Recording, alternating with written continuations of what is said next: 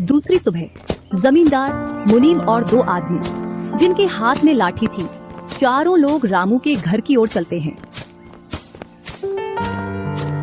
जैसे ही रामू के घर के पास पहुंचते हैं तो जमींदार और दोनों लोग थोड़ी दूर रुक जाते हैं।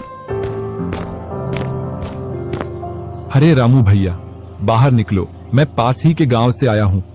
जरूर जमींदार होगा, मैं आज गेट खोलूंगा ही नहीं। मैं तुम्हारी ससुराल से आया हूँ। तुम्हारे ससुर साहब ने तुम्हारे लिए कुछ रुपए और कुछ आभूषण भेजे हैं, क्योंकि बुढ़ापे की वजह से उनसे यहाँ तक आने की नहीं बन पा रही थी, इस वजह से उन्होंने मुझे भेजा है। इतना सुन रामू के मन में लालच आ जाता है और वे फटाक से गेट खोल देता है। कहाँ है पैसे और धन? क्या तुम्हारा ही नाम रामू है? हाँ, मेरा ही नाम रामू है। कहाँ है धन? यही पास में रखा है, चलो दोनों उठा लाते हैं। वह मुनीम के साथ चल देता। थोड़ी दूर चलने के बाद मुनीम जमींदार जी को बुला लेता है। जमींदार और दोनों लोग रामू के पास आ जाते हैं। लाओ मेरे पैसे लौटाओ, ब्याज समेत। मैंने आपसे पैसे नहीं लिए। ये ऐसे नहीं मानेगा, अब तुम दोनों के हवाले करता हूँ, तुम चाहे जैसे इससे पैसे निकालो। और दोनों आदमी रामू को लठ से मारते हैं। रामू चिल्लाता हुआ, अरे भाई रुको, अरे भाई रुको, मत मारो, अरे भाई रुको, मत मारो। इधर वह दोनों रामू में दे लठ बरसा रहे थे। तभी राजू गेट खोलकर देखता है तो रामू पर कुछ लोग लठ से वार कर रहे थे। तो वह दौड़कर उनके पास आता है और बोलता है, अरे भाई रुको। इस रामू ने आज से 5 महीने पहले मुझसे पैसे लिए थे। जब लौटाने की बारी आई तो बहाने कर रहा था। कितने पैसे हैं? 2000। रुको मैं लाता हूँ।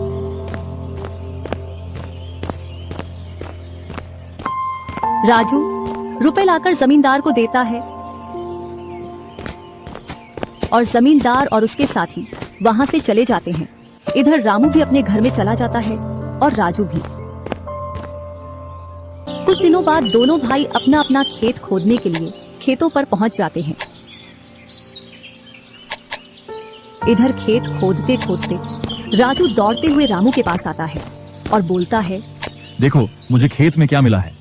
राजू के हाथ में हीरा देखकर रामू के मन में लालच आ जाता है और वह मन ही मन सोचता है, इसके खेत में तो और भी हीरा हो सकते हैं। क्यों ना मैं इसको मेरा वाला खेत दे दूं और इसका खेत में रख लूं, जिससे मेरे पास भी बहुत सारे हीरे हो जाएंगे। मैं क्या बोल रहा था, क्यों ना तू मेरे वाले खेत पर फसल कर ले और मैं तेरे वाले पर। इतने दिनों से तू कम जगह पर कर रहा था। और रामू राजू वाले हिस्से को खोदने लग जाता है।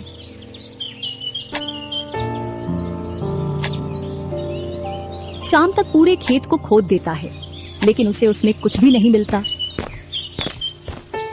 और थका हारा घर पहुंच जाता है। आज पूरा खेत खोद दिया, लेकिन फिर भी एक हीरा नहीं मिला। जबकि राजू ने खेत का एक कोना खोदा था, उसमें ही उसे एक हीरा मिल गया। अच्छा, आप अगर ऐसे ही मेहनत करते रहे तो एक दिन आपको भी बहुत सारे हीरे मिलेंगे। बातों ही बातों में रामू की नींद लग जाती है। तब वह बोलता है, आज जैसी नींद मुझे कभी नहीं आई। हाँ, अगर तुम ऐसे ही मेहनत करते रहे तो आपको रोज ऐसी नींद आएगी।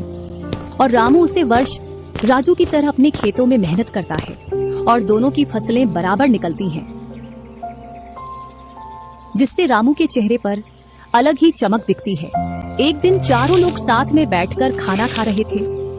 क्या सच में उस दिन खेत में से हीरा निकला था? हाँ भैया, निकला था ना।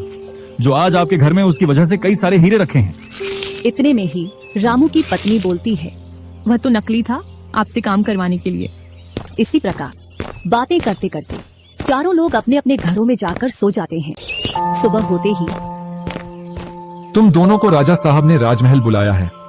वह दोनों भाई सेनापति के साथ चल देते हैं। अब पता नहीं कौन सी आपदा आ गई। कुछ नहीं, कुछ अच्छा काम होगा, तभी तो हमें बुलाया है। दोनों राजा के पास पहुंच जाते हैं। हमने सुना है इस वर्ष तुम्हारी फसल सबसे अच्छी निकली है और आपने इस बार सबसे ज्यादा राजकोष में कर दिया है। इसी का आप दोनों को इनाम दिया।